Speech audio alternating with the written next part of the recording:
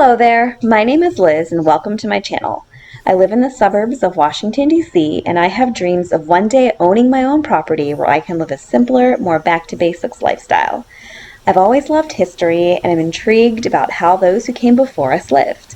I make videos about gardening, food, history, and the skills and knowledge necessary to live this lifestyle. I hope you join me on this journey, and thanks for watching. This is just a short tour of my container garden on my porch. I've planted mostly peppers and tomatoes, and in the rest of the video you'll learn more. Hello everyone, I'm out here on the porch in my little garden oasis of sorts. So I was just out here, and so I'm trying to container garden on the porch. And so I started this probably early April, and so we're probably to June, so these plants have been out here for about 2 months. And granted, I know that my porch doesn't get direct sunlight.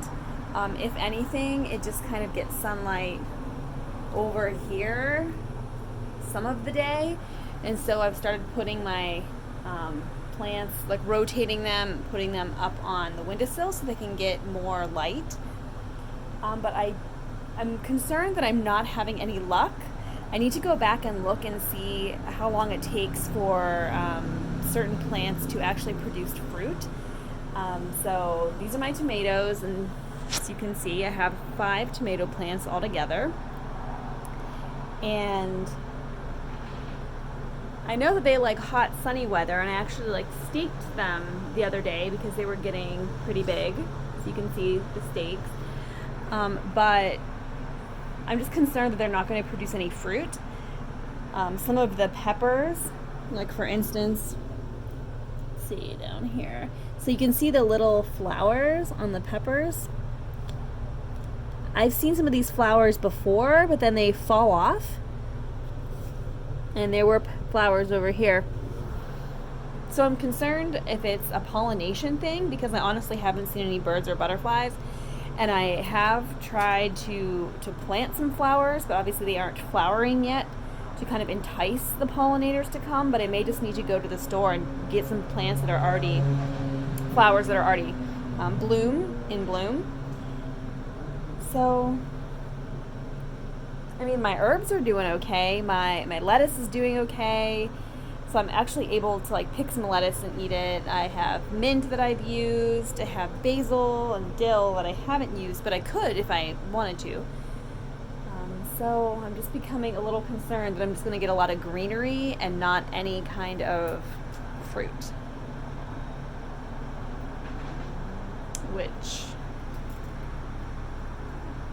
Which I don't like. Oh, I might also get some onion and garlic that I've planted. That might come up. So I'm going to try to do some research to figure out what's going on. And I also think there's a water issue.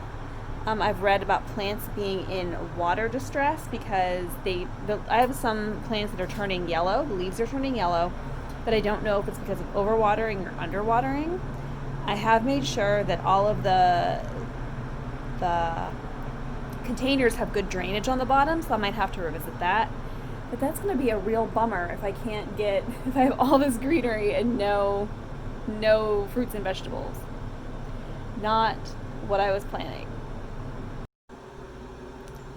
Good evening, everyone. I'm here on the porch again with my plants that I just can't figure out. Now, like I showed earlier, I showed everything that I'm growing and then expressed some of my concerns about pollination and honestly, when I started this, I thought I could just, pop these plants in containers and water them and give them sunlight and they would grow and it would be great.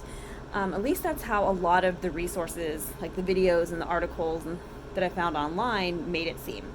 But there are concerns that I am going to address, researching and addressing. So let me show you what I'm doing.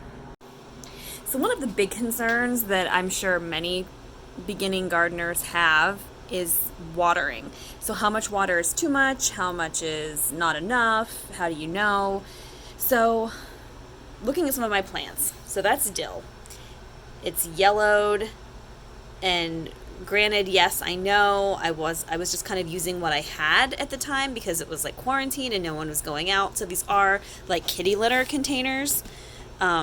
So yeah, maybe a soil problem or maybe a watering problem. So that's yellowing. Let's see.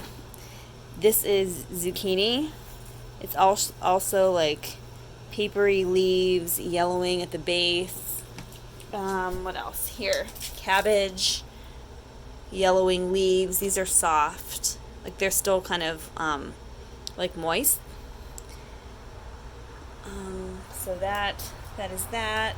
What else do I have? This is mint. And honestly, like we had mint growing up and we had it on the side of our house and it just took up the entire flower bed on the side of the house. So it was starting to dry up and die, and then I noticed just these tiny little leaves are growing back on the spots where the old leaves died and fell off. So that's good. So that's reassuring. So we have that. My lettuce that was in here, I just put this up here to move it out of the way. It all died. It got soggy. I know it was a drainage issue for that. Got soggy, died. Same with, that's the remains of dead lettuce that I'm going to need to rip out and repurpose that plant or that pot. So that's it. And then also these are my tomatoes, and these seem kind of wilty, so I'm assuming that it just needs more water. But the trick is finding out how much water. So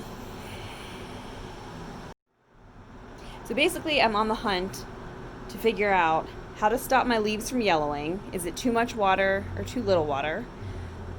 And then figure out the drainage. So it's water issues in both cases. And I'm definitely going to repot some things into containers where I think that they'll thrive a little bit better. So that is what I'm researching now, and then I will let you know how it goes.